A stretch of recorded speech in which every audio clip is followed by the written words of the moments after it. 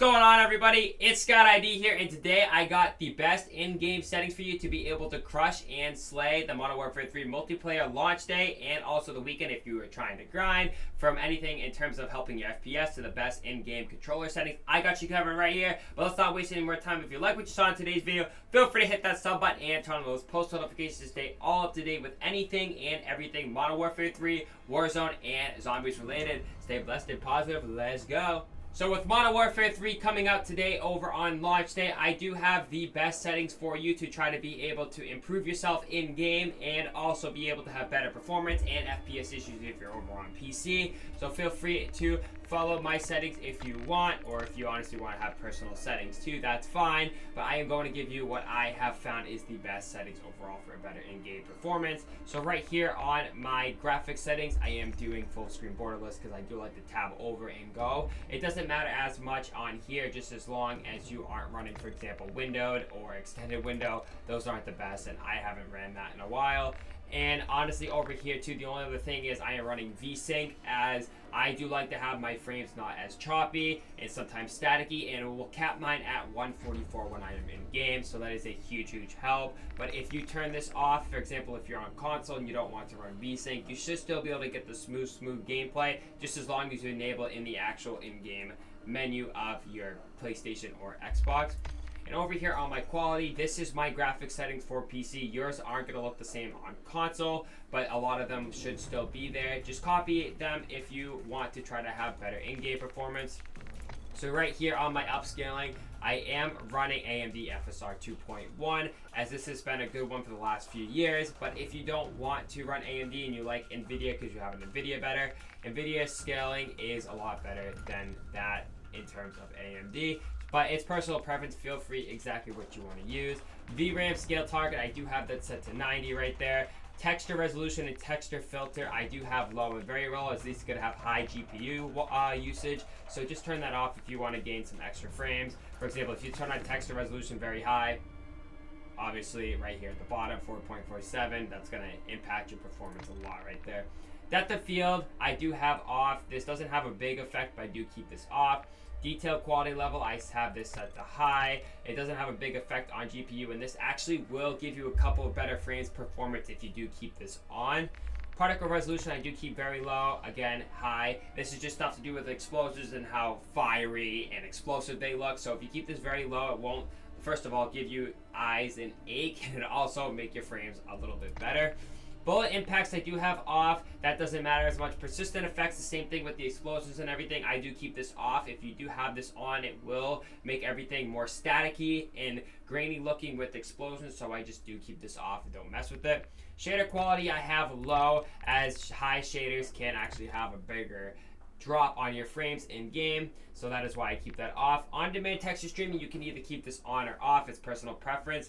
If you have really good internet and you want to keep this on, it shouldn't matter as much. But if you're having low internet speeds, you want to keep this off, feel free to turn this off. I just keep mine off for personal preference, so I'm not trying to download a bunch of things in the background. And local, I have this set to low. Now my shadow and lightning, I do have set to low right here. This does have a big effect on your GPU and your VRAM. As you see, it does go up about 0.9 to 1 gigabyte of VRAM, so I do keep this off. Shadow quality, yes. Screen space shadows, I do keep this off. Ambient occlusion off. Screen space reflections off. And static reflection quality, this is just how things reflect on mirrors, for example, and also surfaces like water if there's on the ground. I do keep this low. And over here, tessellation off. Terrain memory, max, min, whatever you guys want to run on this one, it doesn't matter. Just look at how your game looks and judge it based on that. Volumetric quality, low. This is just stuff to do with clouds, fog, anything in the air that will look in game. I do keep this low. Deferred physics quality, I do keep off. And the weather grid volumes off, and also water quality off. All these, this is just stuff with water. It shouldn't matter as much just because water is water. I mean, the water looks so much better in this game than how it does in past games. And honestly, keeping this set to ultra or water cosmics doesn't make the water look a whole ton better, and you can save about 10 to 15 frames on your game if you turn these off. Now on my view, I am running a 120 FOV, but a lot of people run 110 for the extra aim assist, but honestly it's personal preference. I like having the wider view to circumference just a little bit of aim assist in my opinion. ADS field of view I have affected because if you have this on independent, it will go back to its usual FPS value of 80, so I like to keep this over at affected to have that extra zoomed out while I'm aiming down sights. Everything's same here that's been in past Call of Duties. Default, third person field of view 80, vehicle field of view is default, that's just how it looks in vehicles. World motion blur and weapon motion blur, turn these off because when you have them on, every time you sway side to side, it makes your game look very, very blurry as you see in this right picture right here. So honestly, turning this off can also help you save a couple frames as well. Film grain I have set to 0.25 and my first person camera movement I have set to 50 because every time you're running and you're bopping up and down, this is what that camera shake does. So if you want, turn this to 50 and you will actually notice less camera movement from your player as a visual standpoint right there.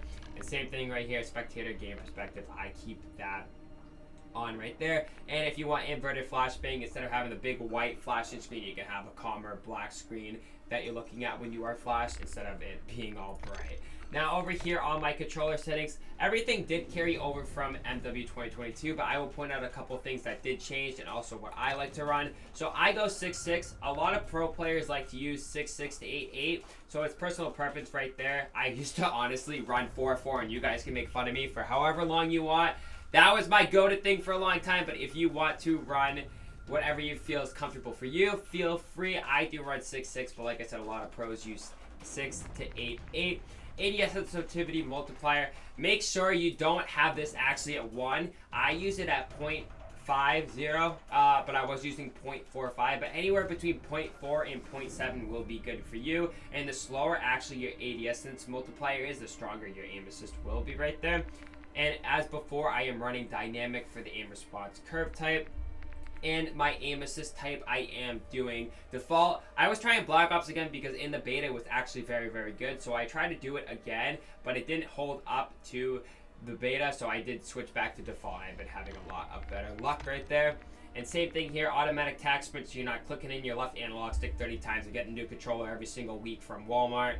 And over here, my slide only. This is a new setting actually, so what this does is you can either tap to slide, tap to dive like back in Modern Warfare 2022, or now you can bind your B button or whatever your crouch and stance button is to just either slide only or dive only. So that way, with slide canceling now being in, I do have this at slide only because you can slide cancel a lot easier and get out of sticky situations faster. And over here, when Warzone does come out, I will have this on free right there. And slide cancel sprint, this is another new setting. So press B to slide and cancel sprint, which allows to crouch. I do have this off because I feel it does mess with slide canceling a little bit if you're huge into that. So I do have this off right here.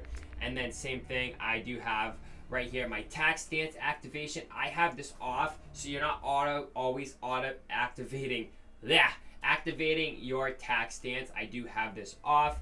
And then over here, if you were playing Warzone at all, turn this to tap to reload for multiplayer because you will pick up a lot of stuff off the ground that you don't want to pick up.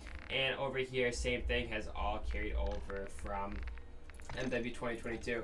But that has been it for me. These are the best settings that you can run in Modern Warfare 3 right now to be able to up your game and get better in-game performance. But that has been me, it's Scott ID. If you like what you saw in today's video, feel free to drop a sub and turn on those post notifications. Stay all up to date with anything and everything Modern Warfare 3, Warzone, and zombies related. But then again, it's Scott ID. Stay blessed, stay positive, enjoy the rest of your day. Peace.